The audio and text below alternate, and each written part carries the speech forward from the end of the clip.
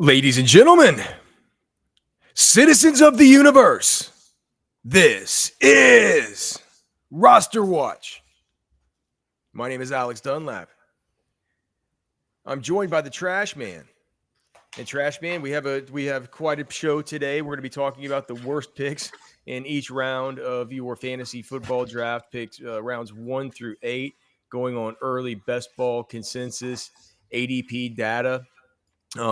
And this is always tough because, when we talk about the worst, like the worst pick in round 1, generally you're going to be saying you're going to be saying a good player is a terrible pick, but this is what we're going to have to do, man.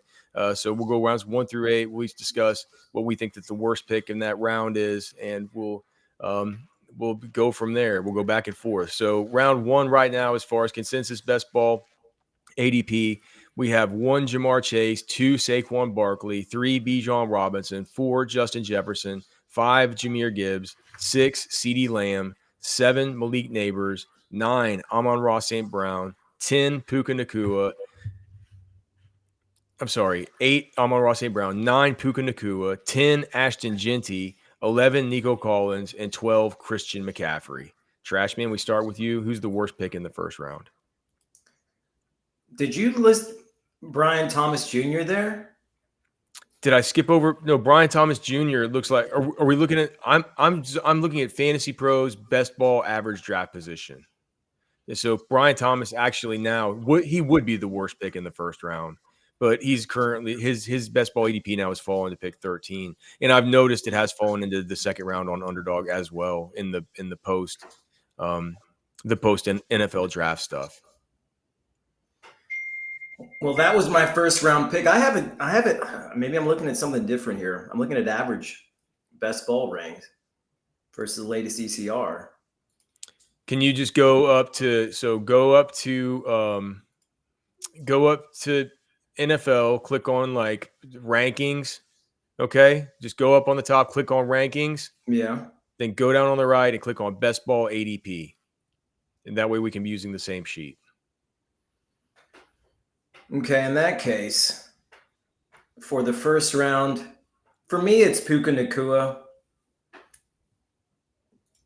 I just think that with Devontae Adams there alongside him, I don't know that he's going to bring the return that you want from him, especially when you can get somebody like Jackson Smith and Jigba around later or 2 later, and I think it'll provide similar value ultimately. So I don't think you're really getting value there for Puka. Yeah, it's Puka Nacua for me too. And that's been it's been the case ever since the Devontae Adams stuff. We've just talked about it before that Cooper Kupp, we love him. He's the golden son of Roster Watch Nation. Yada yada yada. And look, Puka he's tied to Matt Stafford, who loves him. That organization loves him. Puka's been awesome. I get it. But the thing is, man, if you looked at just Devontae Adams last year, he looks amazing. He looks like he's great, dude. And I found it so interesting, the clip of Sean McVay whenever he was welcoming the newest players to the team, the free agents that were there during the voluntary OTA stuff, I guess a week or so ago, and going over just showing Devontae Adams film to the rest of the team and saying like, this is what the guy's going to bring to us, showing off all the stuff that you know about him down in the red zone, the way that he's almost like, he's been used as almost like an extension of some kind of short yardage back with those front pylon throws and stuff. It's just he's amazing in that area of the field. I think that he's gonna take away some of the obvious touchdowns, the end zone target share. It's like that. There's no way that this doesn't hurt Puka Nacua. And the other thing about Devontae too is, I don't know about you, man, but last year with the Jets, there were times when I look at him, I'm like, dude, he's actually still like, he's fast. He's good. Like he could. It sounds crazy to say, but would you be that surprised if he were to play a whole full season for them next year if he didn't end up being the wide receiver 1 for that team? I mean, it wouldn't surprise me. I think he's going to end up with more touchdowns than Puka. Yeah. So you and I both agree that's the worst pick of round 1. All right, round 2 here. So we start out with your guy that you were hoping to dunk on in round 1. So we go 13 is Brian Thomas, 14 is Derrick Henry, 15 is Brock Bowers, 16 is Devon Achane, 17 is Drake London, 18 is AJ Brown, 19 is Jonathan Taylor, 20 is Bucky Irving, 21 is Ladd McConkey, 22 is Trey McBride, 23 is Josh Jacobs, and 24 is Josh Allen. So QB1 comes off the board here at the end of round 2. So you want me to go first? I'll go first since you went first last time. I think this is starting to get too high for Ladd McConkey. I love Ladd. That was going to be mine. Yeah, it's just I do love Ladd, dude. But gosh, man, you see, like, are we really talking about taking Ladd as wide receiver 11 when he finished last year as wide was he wide receiver 20 last season in points per game? I think he was wide receiver 20, wide receiver 21. And I know what people are going to say. And look, I'll say it too. Is that, like, if you look at him from week 8 on, I think it's week 8 on. That's where he had like that. I forgot it was week 8 where he had like a 30 burger. I forget who it was against, but the game log from there on out does look strong to very strong, right? I just think. Yeah, Ladd McConkey was 22 overall. Okay, 22. I just wide receiver 11 just seems too high to me. Like, man, it's just we're talking around the same area as guys like AJ Brown and stuff. It's like, which one of these is not like the other? And again, I love Ladd, but this is a Chargers offense that we know they bring in Najee Harris. What do you bring that guy in to do? What do you build that offensive line to be able to do? Right? They want to run the ball. They want to control the clock. Now they have Amari and Hampton. They bring in Trey Harris. I think this necessity kind of made Ladd McConkey what he was last season. I don't think it's that pertinent that they target him, to the extent that they did in 2024 and 2025. So I was going to go McConkey, but there's another guy who I was going to go on round 1. So I might as well go in round 2 now. And that's Brian Thomas Jr. On the verge of being in round 1, he's got Travis Hunter on the opposite side of the field. Now that's got to hurt him some. We expect the Jaguars offense to improve this season. We expect Trevor Lawrence to be better, and maybe Trevor Lawrence gets the biggest bump out of both of those guys being there. But I'm just not expecting both of those guys to be number 1 wide receivers. I just don't think that's going to happen. So I think Brian Thomas has to come down to earth a little bit. Here's the other thing too. You gotta remember that Ladd McConkey was. I mean, I'm not saying he's injury prone, but he's one of these. He's so twitched up, and the way he creates that separation, that short area burst. It's like there's a reason why. We're talking about a guy, 6 feet, 190 pounds, and runs a 4.39, right? And there's a reason. With him, just like he's the type of guy that just I know. Did he have any? He didn't really have any soft tissue injuries last year, but he did have. I'm looking at it now. He was on the injury report 4 times for 4 different things: a toe, knee/shoulder, shoulder, and hip. And then in 2023, his final year of college at Georgia, he only played 9 games because of injury as well. So, to me, it's too high. Well, and you can get Jackson Smith and Jigba after him, which is to me like Puka Nacua, Ladd McConkey, Jackson Smith and Jigba, they're all similar ilk of player. But I think Jackson Smith and Jigba might be the most dynamic out of all of them, and you can get him after either one of those guys. Speaking of Jackson Smith and Jigba, he starts round 3 here. So we go 25 Jackson Smith and Jigba, 26 Lamar Jackson, 27 T. Higgins, 28 Kyron Williams, 29 Tyreek Hill, 30 Garrett Wilson, 31 Terry McLaurin, 32 Breece Hall, 33 Jaden Daniels, 34 Chase Brown, 35 Marvin Harrison Jr., and 36 Devontae Adams. This is a group, trash man, where I'm having trouble coming up with one of these guys that I legitimate like. You can build an upside case for any of these guys. The ones that I would consider that I have real question marks about, I would say maybe Kyron Williams, just because the Rams bring in Jarquez Hunter. They haven't extended him on it. They haven't given him his extension yet. They've been talking about extending him, but they haven't done it. It's been all talk, no action on that front. But then on the other side of the coin, he could come in and be the same Kyron Williams, and we could get one more year of this Rams, just, this ridiculous usage out of him, and he'd be a terrific value here, kind of middle of third round if you could get that. You said I could go first this next round, right? Because it's. Did all right? So yeah, all right. So I got to put Marvin Harrison in there as my pick, and it had to be. Trash man, why are you always going to hate Marvin Harrison? I mean, the guy did have, what do you have, 900 yards and like 8 touchdowns or something last year? It was fun, but like week in, week out, you weren't really sure how he's gonna perform for you, and you can't have that out of what could be, your first, second receiver, depending on where you draft. And I think with guys like, Devontae Adams around, with Mike Evans around him, you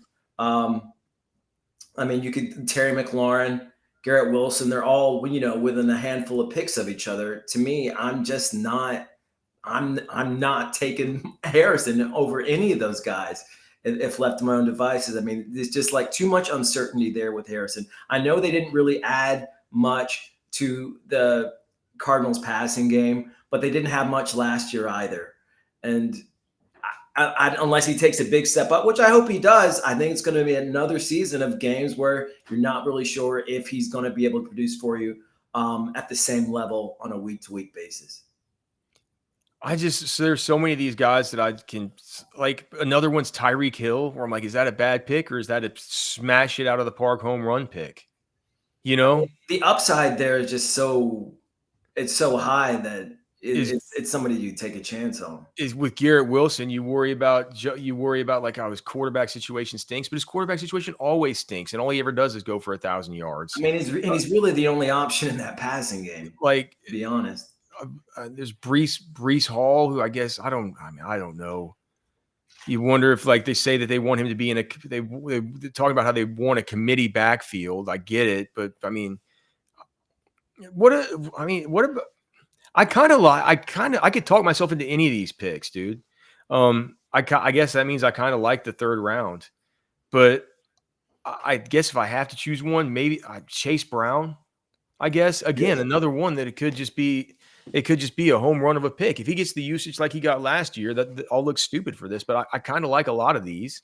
They didn't really bolster in their backfield that much. Well, I'm much higher on Taj Brooks than I guess you are from Texas Tech. He's a runner who can hold up. I think that, look, man, the Bengals have spent basically 48% of their salary cap between 3 players and the quarterback and the 2 wide receivers. They've said that, and Duke Tobin has said this specifically, saying we need to make sure that we draft well and we draft guys like Chase Brown, Amarius Mims, these type of guys, so we have them on cheap contracts to be able to afford all this expensive stuff that we got going on, right? So I think that the fact that he mentions Chase Brown as somebody like that, it makes me think that they actually like him. They're going to play him, all the rest of the stuff. What I do worry about is, like, are you going to keep using him that much?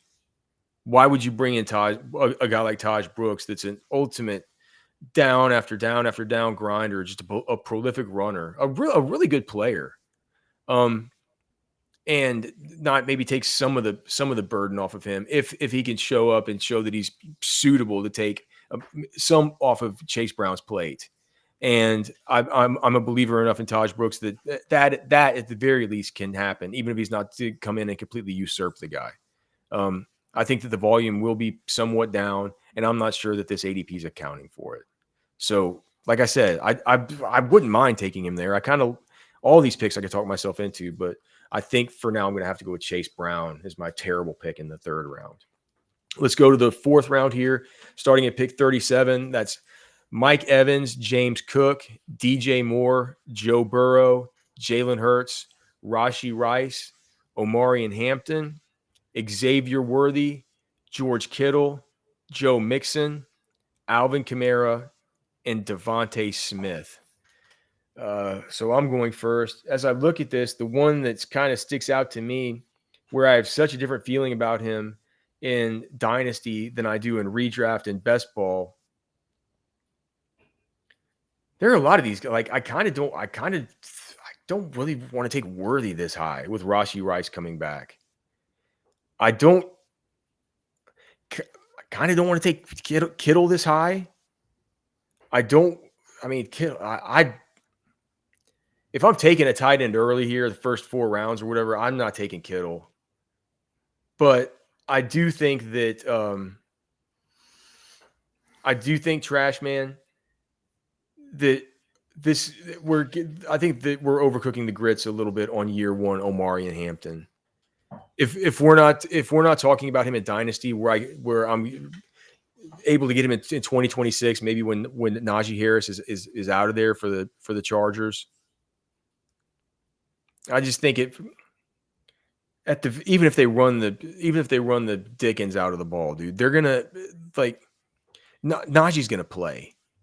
We're talking about a guy who here is a committee back, and maybe for best ball where you're just hoping for that kind of back end production where you get into the you get into the playoffs or the tournament or whatever you want to call the sequence of events down the stretch there in best ball, and you're having to qualify every single round. Those are the important weeks to win and to go big in, right? So Omari and Hampton by the end could be the starter, but if we're talking just season long, man, I just think he's the kind of guy. He's like a 4th round dude who, when week 1, if I'm taking a guy in the 4th round, I want to know week 1 he's in my lineup, and I'm not sure that Omari and Hampton necessarily would be if we're projecting him for even if we're projecting him for a 50% opportunity share. We're not there yet to where we're having to project that for the week. But to me, it seems like it's a 4th round. One of my favorite backs in many years. I think in year 1 it's too early to take Omari and Hampton 4th round.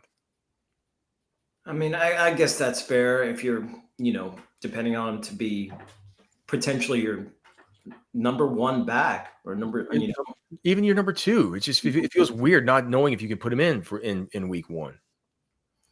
No, I get that. For me, it's got to be DJ Moore. Just with, adding Luther Burden to that wide receiver core, already having Ramadunze, who, could arguably move into that number 1 slot. There are 3 viable candidates to be the number 1 receiver for the Bears this season. And they had Colston Loveland. And Colston Loveland, adding that to the mix. So it's just it's a big if DJ Moore can return that kind of can return that kind of investment when you have guys like around him, like Mike Evans, like Rashee Rice, like Devontae Smith. I mean, I think it's probably similar territory, but I mean, he could be the 3rd or 4th option in this offense come the end of the season. So it's just too much variability there for me to take DJ Moore there that early. All right, let's move on to the 5th round here. Number 49 is Ken Walker. 50 is Cortland Sutton. 51 is Zay Flowers. 52 is Chuba Hubbard. 53 is DK Metcalf. 54 is Ted McMillan. 55 is Jamison Williams. 56 is Travion Henderson. 57 is Chris Godwin. 58 is Sam Laporta. 59 is James Conner. 60 is David Montgomery. You go first. To me, it's got to be Sam Laporta. Just kind of like for the same reason I didn't love Marvin Harrison. Just some weeks where you don't really know what you're going to get out of him. I mean, guys like David Njoku, Mark Andrews had better fantasy points per game averages than Sam Laporta in 2024. I just don't think, considering where you're getting him here, that's the best decision for you, considering that there are other players around there, James Conner, David Montgomery, Travion Henderson, Chris Godwin, who are going to, be week in, week out fantasy boons for you. There's absolutely no way I'm taking a tight end in this round. You shouldn't be taking tight ends in round 5 and 6 and stuff like. If you're gonna really go make a move, just take Bowers or McBride. You know what I mean? You should not be taking these mid-round tight ends. Like Trashman says, just wait. You can wait till the very end. Like wait till the very end and take Brenton Strange. Yeah. Look at what he was able to do last year whenever Evan Ingram was out of the lineup. You know, take, like Trashman mentioned, Njoku. Take that guy. Take Hunter Henry. I made the case for him as a late round steal the other day. These are the kinds of players that there's no way. Like, especially with Ben Johnson now moving on. I don't know what to like. There's some like Jameson Williams is on this list, and I know he got the hype from his new offensive coordinator saying that this is going to be his breakout year and all this. I've never been around anyone faster except Jahmyr Gibbs and all this stuff. I understand that. Trashman's a big Jameson Williams fan. But you know, you were talking earlier about the new offense in Chicago. Well, that's going to be Ben Johnson, and you were worried about DJ Moore. It's like, well, what if he talks so much? Ben Johnson talks so much about like the slot wide receiver and what he's able, like how he views that role and what he's able to do with Amon-Ra, and you know, people are starting to connect the dots with that, maybe that and Luther Burden and stuff like that. Like, I'm even worried about maybe Amon-Ra St. Brown. It's like, what's this offense going to really look like, right? So I have a little bit of hesitancy about the Lions, whereas we were all in on them last season. I'm not avoiding them by any means. I still think they'll be a great team. It's good players, but Laporta especially has already shown us that he highly variable with year 1 to year 2 as far as the way that he was used and the way he was utilized and deployed and what resulted fantasy wise. So yeah, aside from the fact that I'm not taking a tight end here, I just have a few minor systemic concerns. All right, let's go to the next round here. What are we in, round 6? Yeah. Okay. Number 61 is Patrick Mahomes. 62 is Rome Odunze. 63, Jordan Addison. 64, Jalen Waddle. 65, Chris Olave. 66, Jerry Jeudy. 67, Travis Hunter. 68, Juwan Jennings. 69, Quinshon Judkins. 70, Baker Mayfield. 71, Deebo Samuel. 72, Calvin Ridley. Am I up first? Yeah. There are a lot of these. I mean, here's the thing. In this round, I think I would be reaching for some of these guys that go a little like I'd be interested in taking Caleb Johnson here, right? This type of player that's going like around afterwards. Juwan Jennings here is going, 20 picks ahead of Ricky Pearsall? That to me feels kind of bad. Doesn't it? I mean, Juwan Jennings was a G when he was playing, when he was healthy and playing well last season. That 20 spot seems like a lot considering what could happen. You know, they could be neck and neck all season, but Juwan Jennings was I don't look, man. I just feel like I don't know.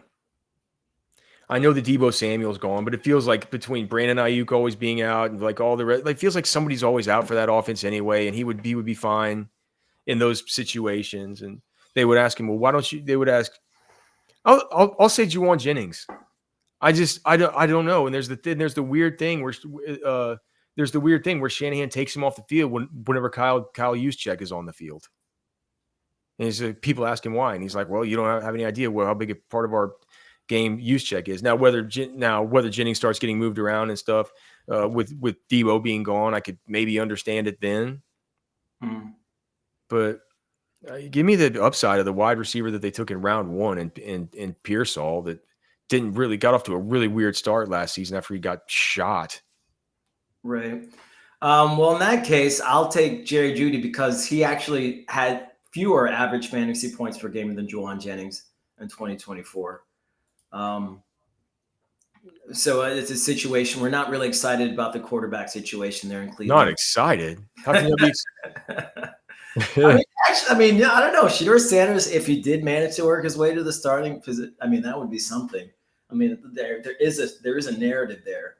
I would just like Dylan Gabriel to win the job, so I could. So that would be exciting to see the world's tiniest man. Right? Yeah. Little Gosh, he's Doug very Flutie, small. Doug Flutie Jr. Yeah. But yeah, Jerry Jeudy, not exciting to me as a fantasy prospect. I'd rather ante up on Tillman later in drafts. I'd rather get Njoku. Just Judy does not excite me in that offense. He's another player who can disappear for stretches. It's just it's not a great offense, and it's going to be offense that's predicated more on the run now. So yeah, it's just another reason not to like Jerry Jeudy that much. Round 7 goes Aaron Jones, Caleb Johnson. At 75 is George Pickens. 76, Tony Pollard. 77, Tyrone Tracy Jr. 78, TJ Hawkinson. 79, Najee Harris. 80, Bo Nix. 81, Kyler Murray.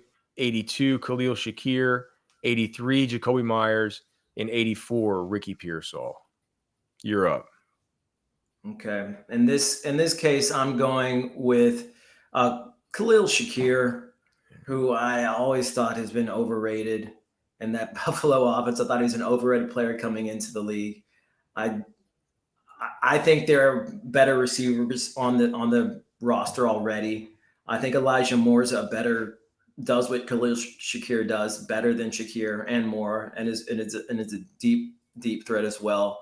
I think if he gets an opportunity there, he could definitely challenge Shakir for targets. Curtis Samuel, the same thing. I think those are both guys who I like better than Shakir. And then you add Josh Palmer to the mix to take targets. You expect a step up in year 2 for Keon Coleman. I just don't see Shakir being worth it where he is and being drafted in ADP, where his ADP is right now. Here's the thing, dude. Like that offense. I mean, Josh Allen can do. I mean, he cures all ills, I guess. But it's like it doesn't feel like that offense has a true alpha on it. And if you feel like Khalil Shakir was good enough last year to where the Bills were willing to I think that was just after 2 years, right? They gave him a 4-year extension. It's $32 million guaranteed, but it's worth up to $60 million. Like, so basically they're saying, we saw enough out of you this last year. You made such a big improvement this last year that we're going to pay you all this money and extend you and all this stuff. And guess what? He was still like wide receiver 38. Yeah. I mean, he was 53 in average fantasy points per game. Oh, okay. Maybe I was looking at, I thought he was like 38 or 40, but whatever. Like I remember thinking like, this guy wasn't even like, I know it's not in vogue to talk like this, but it's like, I'm like, he wasn't even a wide receiver 3 for fantasy.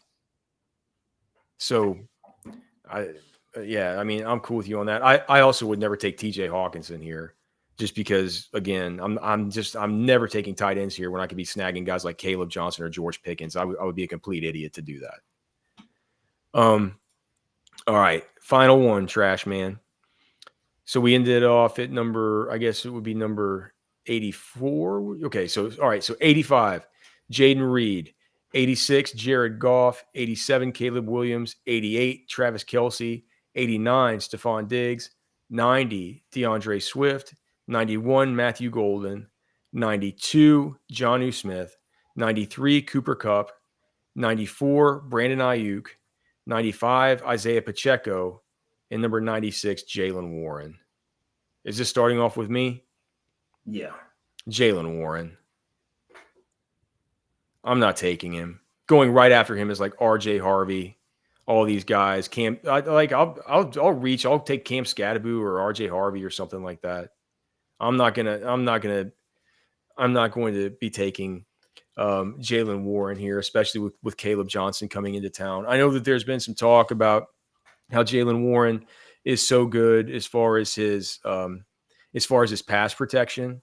And there's been, I mean, it feels like the Steelers lately has been kind of optimistic that something will get done with Aaron Rodgers. You know that Aaron Rodgers is going to want some guy in there who can do pass pro. And Caleb Johnson's been talking about how he's been really getting help from Jaylen Warren with that. So I would worry about that kind of stuff. But I just see the schematic fit. I see Mike Tomlin say that this guy's going to be getting volume all the rest of it. I'm high on Caleb Johnson, and I was open to being high on Jaylen Warren if they would have done something like this. I never have in my life ever, and it served me very, very well. I'm once again not high on Jaylen Warren. I don't want him here in the 8th round. So that's where I'm at on that one. Take us out of here with your player to avoid. I didn't like Jaylen Warren either, but another player I didn't like, Jaden Reed. He's been pretty mid. And the thing about Jaden Reed that kind of tilted me is about how the Gutekunst had to go have a meeting with him and Drew Rosen, I think his agent's Drew Rosenhaus, saying like, hey, just because we took Matthew Golden, we still view you as our number 1 wide receiver, like all this stuff. Like apparently he was tilted. I'm like, well, he hasn't produced like a number 1. No. I mean, like Jacoby Myers had more average points per game. Yeah, I mean, I'm going to take the guy in the same round later than who I think had more upside, and that's Matthew Golden. It just with all the other options there in the passing game, you still have Romeo Doubs, you still have Dontavian Wicks, Christian Watson if he can stay healthy and on the field. I mean, they bring Savion Williams, and then you add Matthew Golden to that mix too, who's a more dynamic player than Reed. To me, it just doesn't line up for Reed having a wide receiver 1 or 2 type of year, maybe. This is Anthony Richardson, and you're listening to RosterWatch. This is AJ Brown, and you're listening to RosterWatch. This is Josh Allen, and you're listening to RosterWatch.